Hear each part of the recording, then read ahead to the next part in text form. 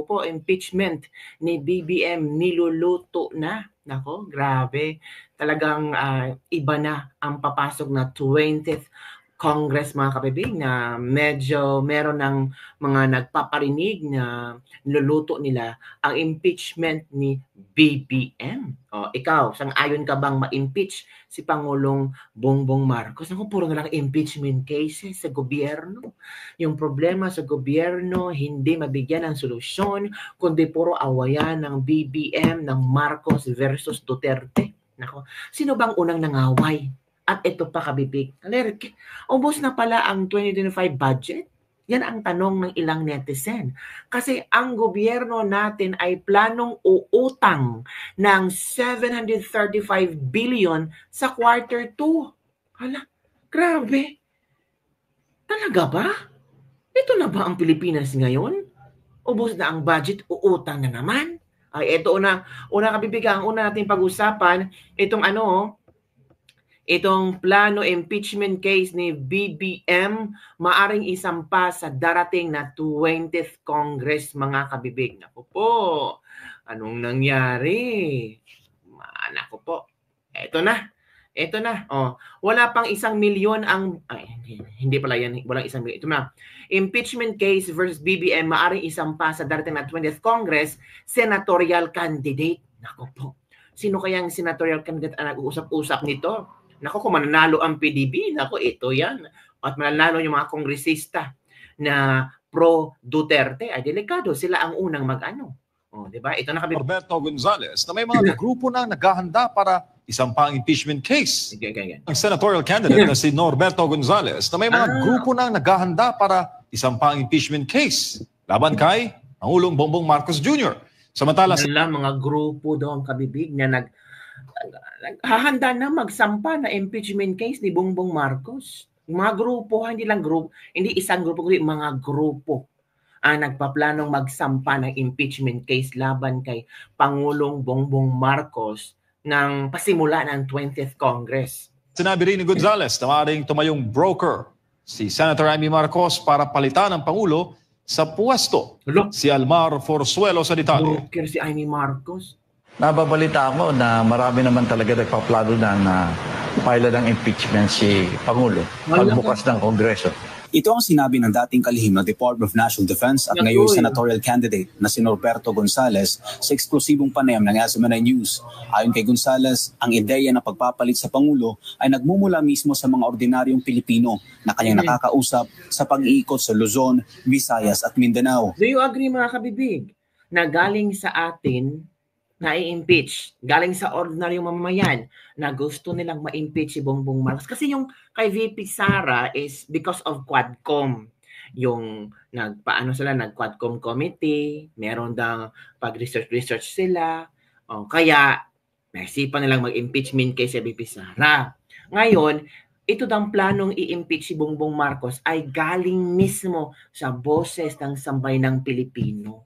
Diba? Iba yung Quadcom, iba yung boses ng sambayanang Pilipino. Yung nangyayari sa lipunan natin ngayon, mayaman, mahirap. Talagang gusto daw nila pagbabago. Malinaw nga raw ang gusto ng taong bayan at ito ang pagbabago sa takbo ng politika sa bansa. Anya, marami na ang dismayado sa mga politiko na tila walang nagagawang tama. Nakikita raw ng mga tao na walang tunay na pagbabago at paulit-ulit lang ang sistema. Dagdag pa ni Gonzales, hindi lang simpleng reforma ang hinahanap ng publiko. Gusto nilang maramdaman ang pagbabago ngayon. Nasa pananaw niya, ito ay nangangahulugan ng isang mas radikal na hakbang, ang pagpapalit ng gobyerno. Binigyan din ni Gonzales na mayroon ng grupo ng mga Pilipino na naghahanda ng impeachment case laban kay Pangulong Bongbong Marcos Jr. at naghihintay lamang ito ng isang mambabatas na magpapasa nito sa Kongreso. May ilang grupo na anyang naghahanda ng mga dokumento para sa isang impeachment case laban kay Pangulong Bongbong Marcos Jr. Gayunman, dahil raw mga ordinaryong mamayan lamang ang nasa likod nito, kinakailangan pa nila ng isang kongresistang pipirma bilang sponsor upang maging opisyal ang proseso ng impeachment. Samantala ang tanong, meron kayang kongresista na mag-sponsor? Kasi ang kongreso ngayon hawak naman ni Tambi. Hawak ni Martin Romualdez. Tapos tatakbo si Martin Romualdez, wala naman siyang kalaban. So of course, mananalo si Martin Romualdez. Magiging Speaker of the House na naman ulit si Martin Romualdez kung yun ang gusto. Nasa 20th Congress. But depende lang talaga depende talaga kung yung mga kaalyado ni Martin Romualdez ay mananalo ulit sa election, so posibleng si Martin Romualdez ulit ang Speaker of the House. Ngayon, kung merong mag-sponsor sa impeachment case ni Pangulong Bongbong Marcos, the question is, sino ang magmalakas loob na kongresista na mag-sponsor? Kung ang Speaker of the House pa rin ay si Martin Romualdez. So ano ang dapat naging strategy nito? Palitan ang Speaker of the House at hindi panalunin yung mga kaalyado ni Martin Romualdez. Dapat palakasin ang boses ng sambayanang Pilipino ng mga kongresista na naniniwala ng pagbabago. Posible kayong kabibig? Let's see kung ano mangyari sa 20th Congress. Kung naman sa hamon ng dating Chief Presidential Legal Counsel na si Atty. Salvador Panelo kay Senador Amy Marcos na sampahan ng impeachment ng kanyang kapatid na si Bongbong Marcos, ito ang naging sagot ni Gonzales. Ang nakikita ko lamang sa ngayon, kunyari yung kapatid niya si Senator Amy Marcos, maganda yan na kung siya ititindig at sabihin na handa akong kausapin. Nilinaw ni Gonzales na magandang hakbang kung tatayong broker si Senator Amy para sa isang panibagong eleksyon. Anya, bukod sa galit ng maraming Pilipino sa kasalukuyang administrasyon, patuloy rin ang pagbaba ng ratings ni BBM. Correct. Gusto ni Senator Amy Marcos na gawin niya, maganda yan. Na maging broker siya ng isang panibagong eleksyon para makuha ang mandato ng taong bayan. Correct, kasi siya nag-create ng unit team. So siya yung si Amy Marcos kasi ang nag-create ng unit team. So siya ang magiging isang malaking solusyon na buwagin na lang talaga ang unit team at magkaroon ng eleksyon. Ayan, kung sino talaga gusto nilang mamuno. Pwede niyang gawin yan. Dahil pabagsak yung rating ng ating Pangulo, parang nalalapit na marami rin ang magsasabi na baka maganda palitan na natin ng gobyerno ngayon na. Yun ang nakikita kong sentiment. Para sa Diyos sa Pilipinas. Yes, mga kabig. Yun din ang nararamdaman ko. Kasi iba na kasi ngayon ang sobrang gulo, mga kabibig. At eto pa, dumagdag sa gulo, dumagdag sa problema ng ating Pilipinas kung mahal. Eto kabibig, aywan ko ba, kung anong bang nangyari sa budget natin. Eto kabibig, kita ko sa inyo, ito na. O yan. PBBM admin planong umutang ng 735 billion sa quarter 2. My goodness. Ubus na ba? Paubos na ba ang budget? Questionable pa nga yung GAA sa 2025 tapos paubos na pala.